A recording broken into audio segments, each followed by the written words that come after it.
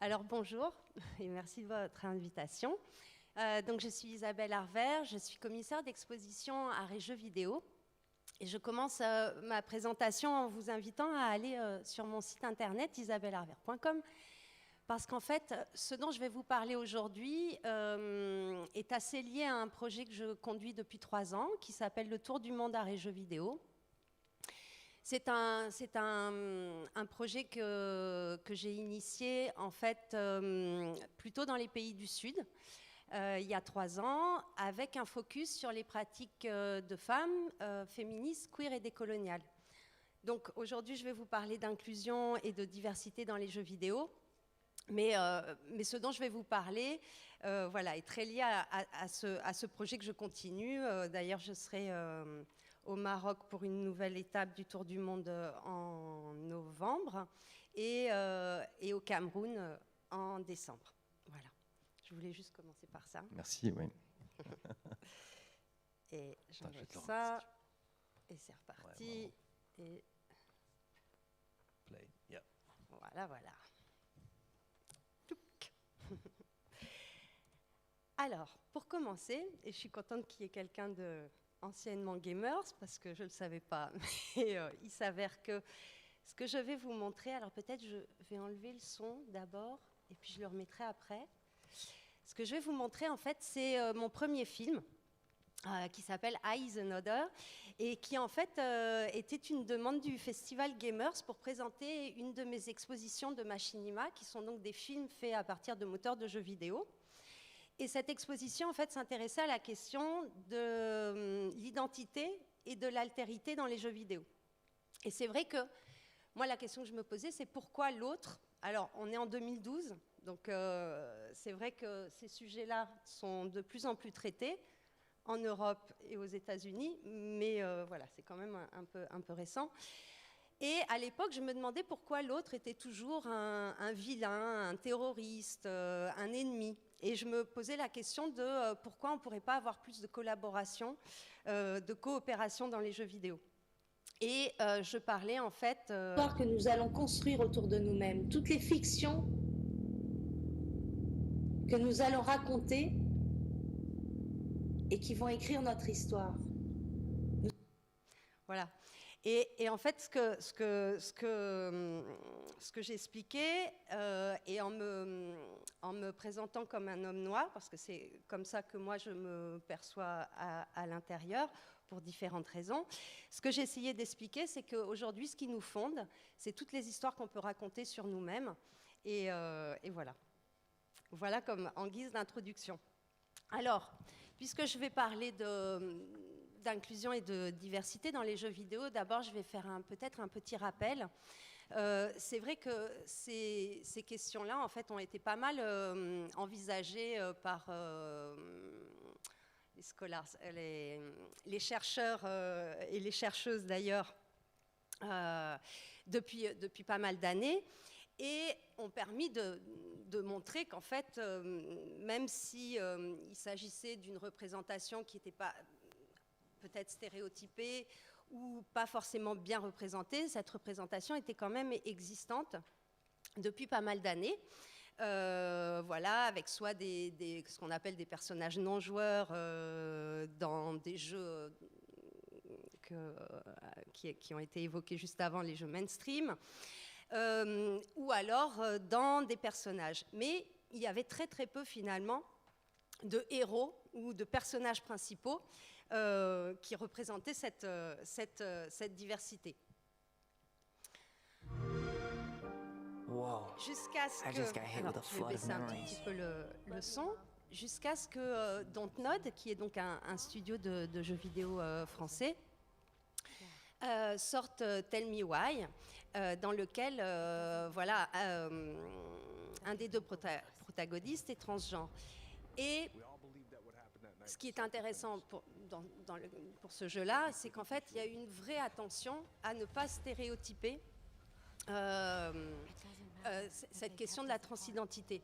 Et donc, le studio a travaillé énormément avec une association pour éviter, voilà, pour éviter pas mal d'écueils qui sont souvent liés à cette représentation.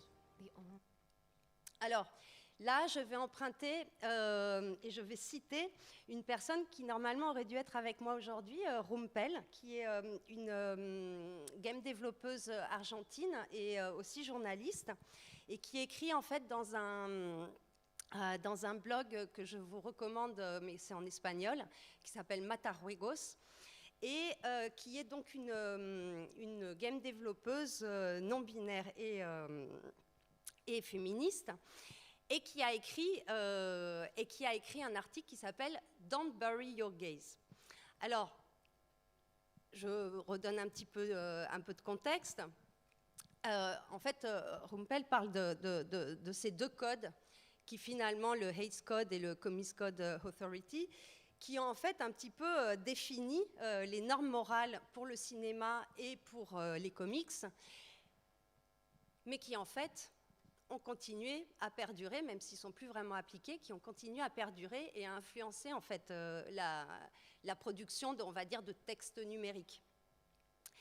Et c'est vrai qu'en fait, même s'il y avait une présence, voilà, une représentation des communautés, on va dire des communautés queer, il y avait quand même souvent un petit peu un souci où finalement le personnage, même s'il était présent, ben, il finissait mal dans le jeu. Donc c'est pour ça que Rumpel a écrit cet article « Don't bury your gay », parce que si on veut parler de représentation, il faut vraiment analyser comment elle est présentée et ce qu'on veut faire passer comme message in fine. Voilà. Et puis, alors là, c'est pareil, ça commence à être daté. Là, je vais vous montrer un projet qui est sorti, je crois, à la fin des années 2000, de Anna Entropy, qui s'appelle Dysphoria, et que moi, j'avais encore montré dans le cadre de Gamers, dis donc. Hein, ouais, voilà, parce qu'à l'époque, vous m'aviez permis, en fait, de faire une exposition d'une compilation qui s'appelait The Pirate Cart, Pirate Cart, voilà, comme ça j'éviterai d'avoir un mauvais accent anglais. La Pirate Cart, qui était en fait une compilation de jeux par des développeuses plutôt américains d'ailleurs à l'époque. Et en fait, ça comprenait, je ne sais plus, presque 1000 jeux, et on les avait exposés dans une galerie d'art en mettant 3 ordinateurs connectés à des projecteurs, et comme ça, les gens pouvaient jouer à différents jeux, et ça permettait aussi de changer un peu le rapport au jeu. Voilà. Et dans cette compilation, en fait, il y avait des jeux d'Anna Entropy, et c'est comme ça que j'ai pu voilà, faire la rencontre avec son travail. Et je voudrais insister en fait sur ce livre qui pour moi devrait être une bible, voilà, qui s'appelle donc Rise of the Video Game Dynasties. Pourquoi ? Parce qu'en fait, quand on parle de ces questions de représentation, très souvent, la plupart justement des chercheurs, mais aussi des curateurs et tout ça, on va parler en fait de la mé-représentation, d'une représentation stéréotypée. Et là, l'idée c'est que peut-être qu'il faut arrêter comment dire, de laisser la main aux joueurs et aux joueuses pour presser ce qu'elle appelle le gay button et se dire qu'en fait on va aller plutôt privilégier, promouvoir, montrer des jeux qui sont faits par de plus en plus de personnes et qui vont permettre de traiter de différents types de narration, d'autres types d'esthétiques. Et donc Anna Entropy invite tout le monde à se mettre à la création de jeux en disant que plus on aura de personnes différentes qui créent, plus on évitera d'avoir ce côté-là mainstream avec une esthétique. Moi, j'avoue que l'hyperréalisme me fatigue profondément et depuis très longtemps. En plus, on sait que ça demande énormément de ressources et tout ça. Donc voilà, pour plein de raisons, c'est vrai qu'il est important de s'intéresser en fait à ceux et à celles qui produisent des contenus. Et là, ce qui tourne donc en vidéo, c'est son jeu Dysphoria, qui est en fait le parcours de sa transition. Et c'est vrai que, en tous les cas, à l'époque, c'était pas forcément un sujet large et librement traité. Et voilà, donc je pense que vraiment ce livre est une bible. Voilà. Alors après, je vais commencer à vous parler un peu des projets que j'ai pu rencontrer pendant mon voyage. Et en s'intéressant là à celles et ceux qui produisent des contenus et qui se réapproprient la narration sur elle-même et qui changent ou pas, justement, la représentation, mais en devenant les propres initiateurs, initiatrices de leur narration. Alors, tout d'abord, un jeu que j'avais présenté dans une exposition qui s'appelait Games Reflections en 2013, je crois, de Merit Kopas, et qui était une genre d'alternative à Punk is Not Dead, et qui en fait consistait à se faire des hugs. Et c'est vrai que je commençais en vous montrant ce film que j'avais fait et cette réflexion que j'avais sur le besoin d'être peut-être plus dans de la coopération, de la collaboration, dans du care. Alors c'est pour ça que je commence avec le jeu de Hug Punks de Merit Kopas. Et puis, quand j'étais au Brésil pour le tour du monde à jeux vidéo, j'ai rencontré Renata Ropia, qui est l'initiatrice de la Women Game Jam, qui en fait a lieu dans toute l'Amérique latine. Et c'est elle qui coordonne, en fait, ou en tous les cas, il y a 2-3 ans, c'est elle qui coordonnait, parce que peut-être que mon info est plus aussi accurate, récente, pardon. Et qui, lors d'une Game Jam, a créé avec des amis un jeu qui s'appelle Coming Out Simulator. Et quand on a discuté de l'organisation de cette Women Game Jam, on a parlé aussi des questions d'inclusivité. Pourquoi ? Parce que vous le savez, dans certains milieux féministes, finalement, ça tend à être assez excluant. Puisqu'on va refuser, par exemple, les personnes transgenres. Et ce qui est pour moi extrêmement problématique, puisque normalement on devrait tous et toutes se serrer les coudes et non pas combattre les uns et les unes contre les autres. Et donc Renata m'expliquait qu'il y avait une forte attention portée à cette question-là pour être le plus possible inclusif. Et puis, puisque je parlais de Rumpel tout à l'heure, Rumpel a aussi créé un jeu de simulation lesbien qui vise à promouvoir une société non binaire et non discriminatoire. Donc je vous invite à aller sur son compte Itch, voilà, et à jouer à Kiss the Girl. Elle a aussi conçu pas mal de jeux féministes, par exemple en lien avec la loi sur l'avortement, puisque à l'époque, quand j'étais allée en Argentine, la loi pour permettre l'avortement n'avait pas encore été votée.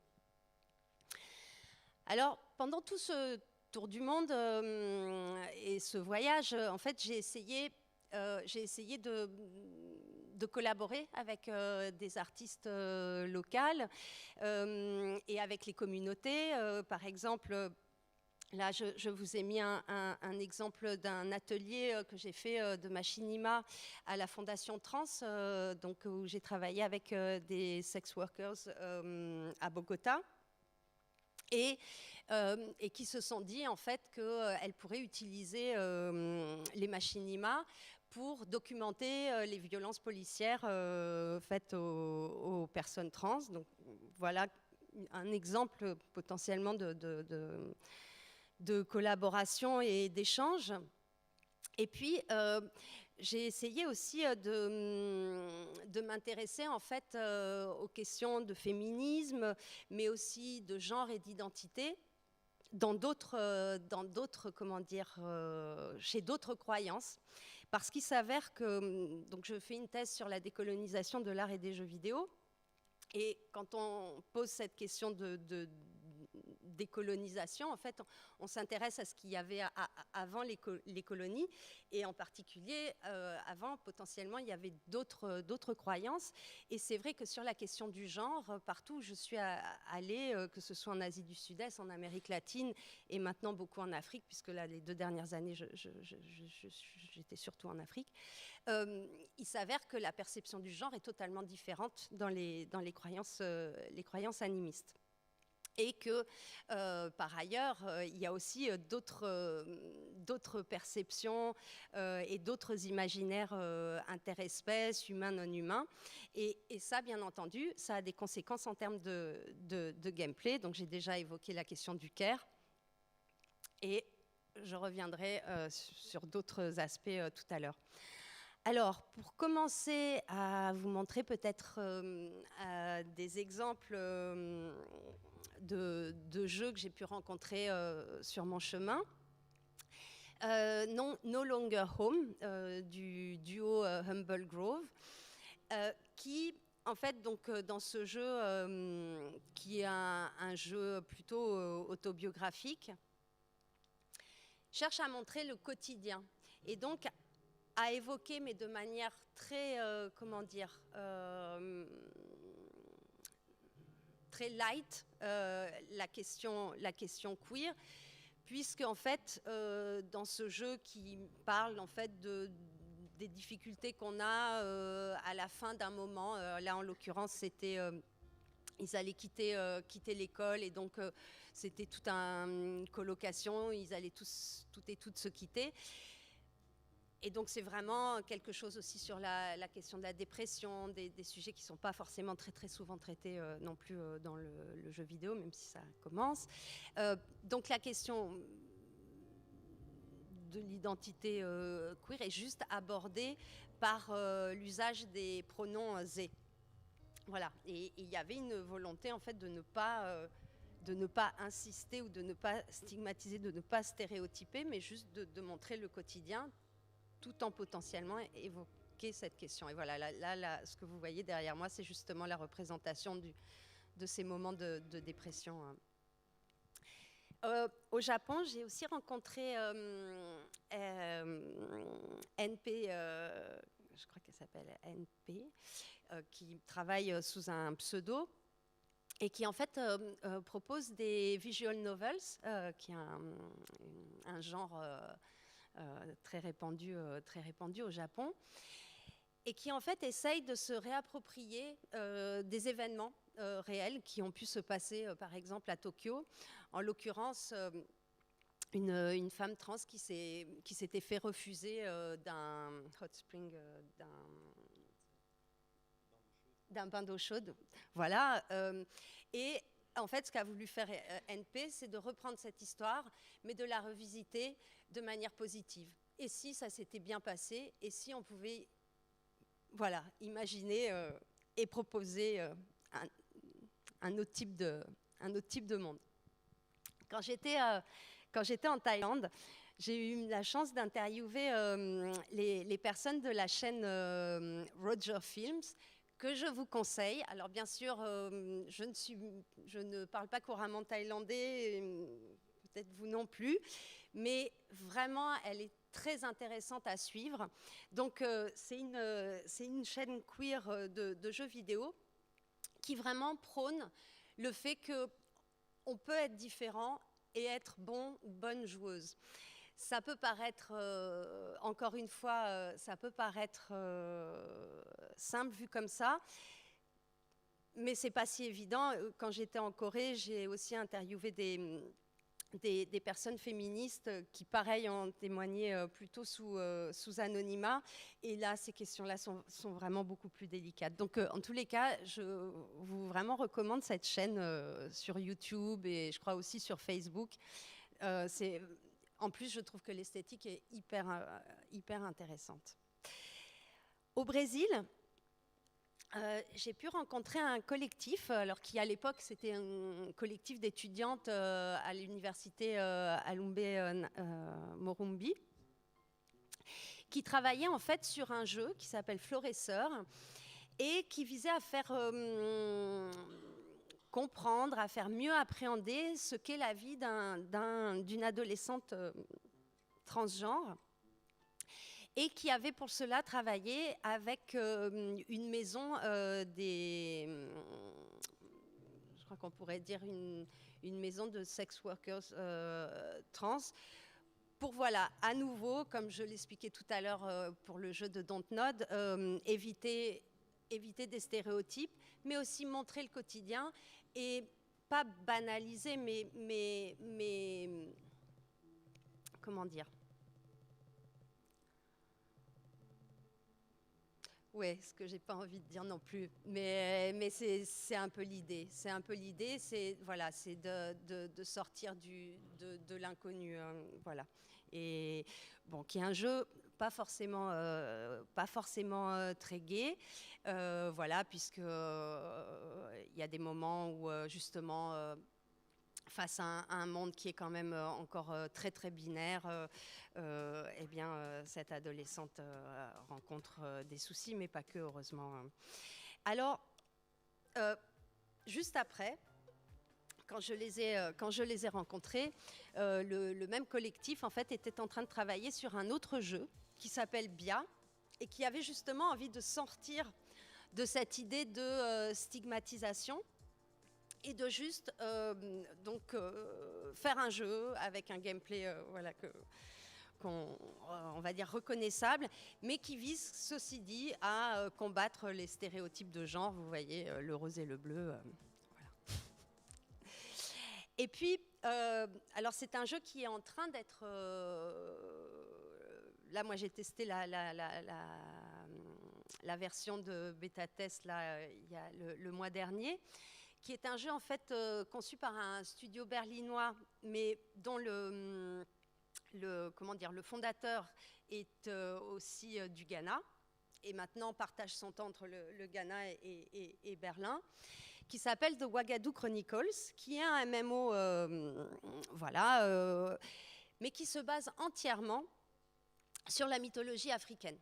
Alors donc qui emprunte à pas mal de cosmologie, cosmogonie, plutôt d'Afrique de l'Ouest d'ailleurs, et qui a vraiment, qui a vraiment essayé de travailler sur la question du genre en faisant référence au fait que donc ce qu'on entend très souvent, le discours ambiant, en tout cas en Afrique de l'Ouest, c'est que l'homosexualité, c'est une importation de l'Occident, et quelque chose que l'Occident cherche à imposer à l'Afrique. Mais il s'avère que, en fait, ce n'est pas vrai, que c'était bien sûr présent auparavant, et donc, en fait, ce jeu essaye de faire référence à ce qui était présent. Voilà, par exemple, il s'avère que dans la langue yoruba, et ça c'est, si vous voulez le lire, un livre qui s'appelle L'invention de la femme, qui en parle. Il s'avère que dans la langue yoruba, on n'a pas de féminin ou masculin. Et ça, bien sûr, ça a des incidences sur l'éducation et sur la perception des choses. Donc, il est important de se souvenir voilà, de ce qui était présent avant l'islam ou avant le christianisme. Ce qui m'a intéressée aussi en termes de représentation et de réappropriation de l'image et de son identité, de son histoire, c'est la question de la représentation des corps. Et quand j'étais au Kenya, j'ai pu interviewer Agnès Ndewa, qui travaille en fait sur un jeu qui s'appelle Lika's Journey, et qui tente en fait de faire prendre conscience, de la condition de la femme. Alors d'abord chez les Maasai, mais ensuite dans le reste de l'Afrique, et qui aborde les questions d'excision.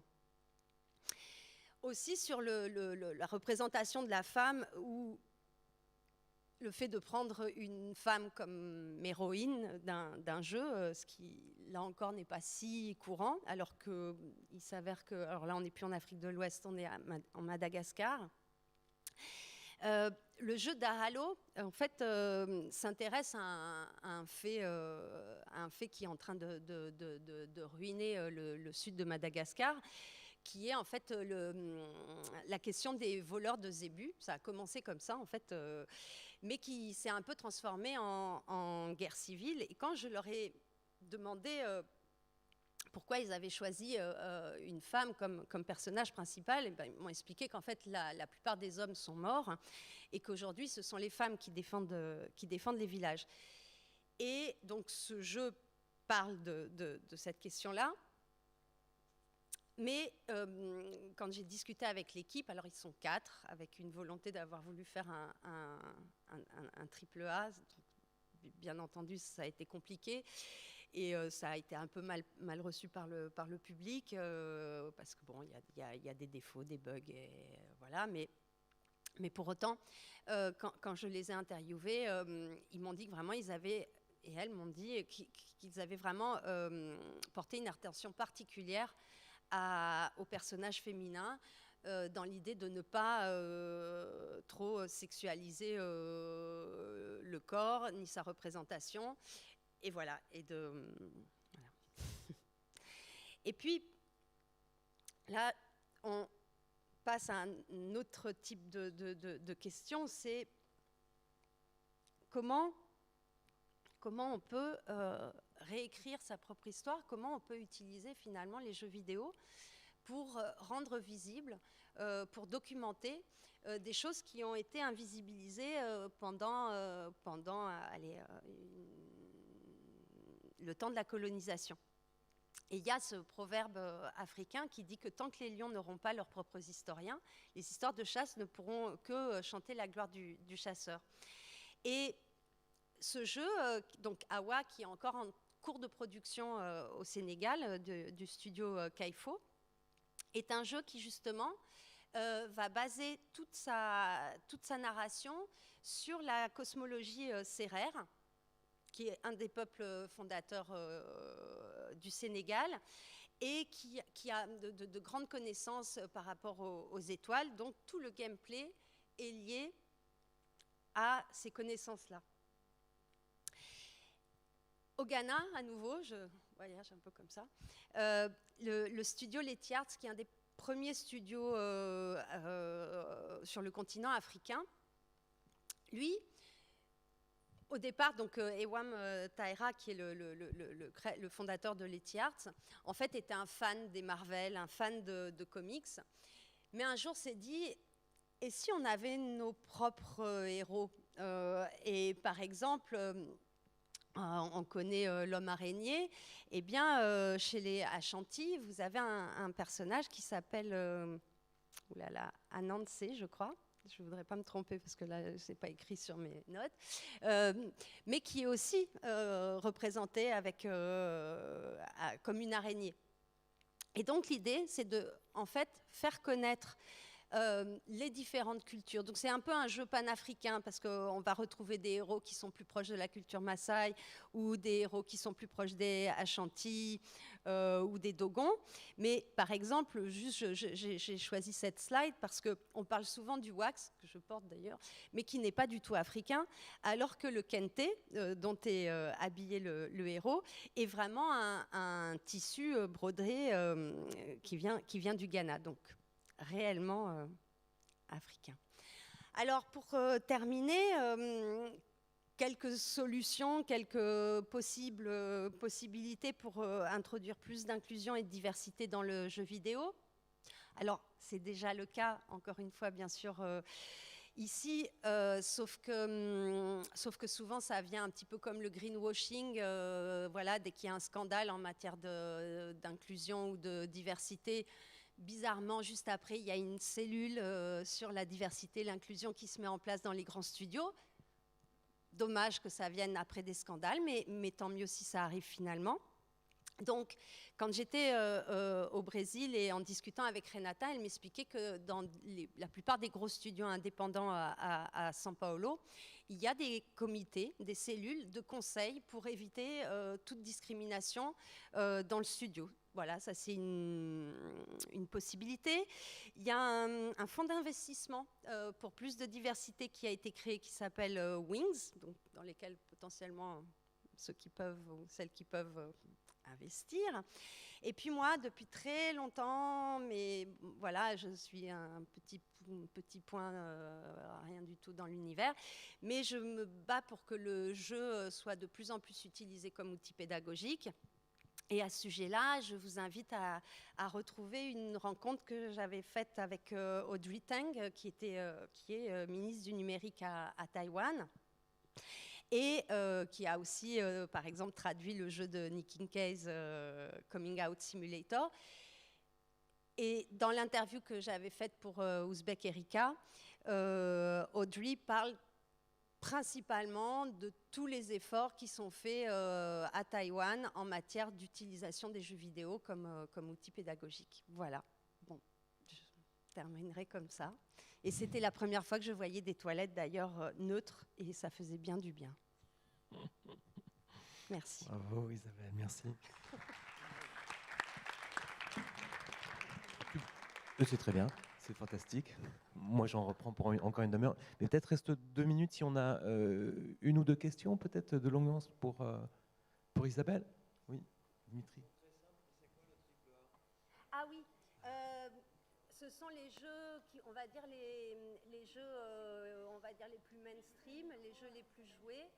Et... Micro, pardon. Ah ouais, pardon. Donc vous allez retrouver par exemple Call of Duty, FIFA, donc ce sont des jeux qui a priori en termes de qualité visuelle, technique, voilà, en tous les A, qui ont demandé des millions pour être produits et qui sont joués partout dans le monde, par tout le monde, et qui dominent l'offre. Fortnite. Oui, on peut situer, je sais pas, moi je viens de l'industrie du jeu vidéo et on considérait qu'un triple A, c'est à partir de 20-30 millions de dollars. Voilà. Donc, si vous avez 20 ou 30 millions de dollars à investir dans votre production culturelle, vous pouvez faire une œuvre d'art en triple A. C'est-à-dire, jusqu'à présent, personne n'a réussi.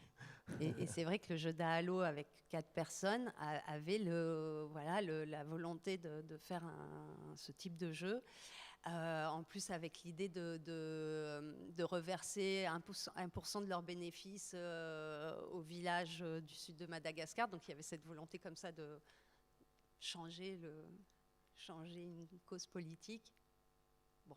Non, en tout cas, je note de ton intervention, Isabelle, et aussi un petit peu de ce que disait Arnaud auparavant, que le souci de l'hyperréalisme, il est engagé déjà dans une trajectoire. Il fait partie d'un discours déjà. Et je trouve très intéressant de multiplier les formes, les niveaux d'accessibilité. On a vu des jeux très rétro, hyper simples. Dans nos expositions, on a des fans d'Anthropie qui ont créé des mini-jeux, probablement en quelques jours, voire quelques semaines, mais qui vont permettre d'être émotionnellement beaucoup plus convaincants que des jeux ratés très chers. Et quand on s'attache au contenu émotionnel, en fait, le réalisme des images, la définition des mondes n'a pas grande importance finalement. C'est vraiment important qu'on fasse des jeux. Et que donc qu'on fasse des jeux à l'école, pour pouvoir prendre de la distance par rapport à ces univers. Moi, j'aurais pas pu rêver une meilleure transition avec Marie, qui va nous faire des jeux justement. Merci Isabelle.